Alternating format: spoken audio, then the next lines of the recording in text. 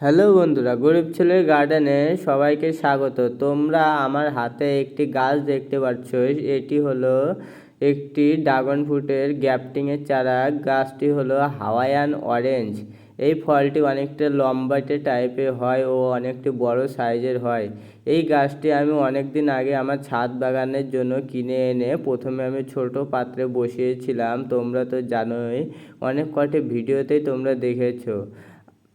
আজ আমি বড় পাত্রে রোপণ করে দেবো, কারণ এই ছোট পাত্রের ওজনের থেকে বেশি ওয়েট হয়ে গেছে গাছটির। তাই আজকে আমি এই গাছটি রোপণ করে দিচ্ছি। ও তোমরা প্রথমে আমার মতন চাইলে ছোট পাত্রে রেডি করে নিয়ে তোমরাও এমনভাবে রোপণ করতে পারো। ও আমি একটি ফলের ক্যারেটে 2 দিন আগে মাটি রেডি করে রেখেছিলাম। ও আজকে গাছটিকে রোপণ করছি। দেখো কত সুন্দর ঝুরঝুরে মাটি রেডি করে নিয়েছি। তোমরাও এমনভাবে মাটি সুন্দর করে শুকিয়ে রেডি করে নেবে।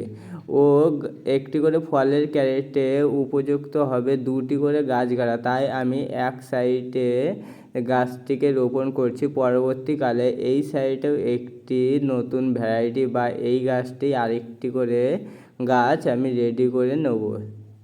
তাহলে উপরের দিকে ঝোপালোটা বেশি হবে ও ফল ফুলের আশাও বেশি পাওয়া যাবে।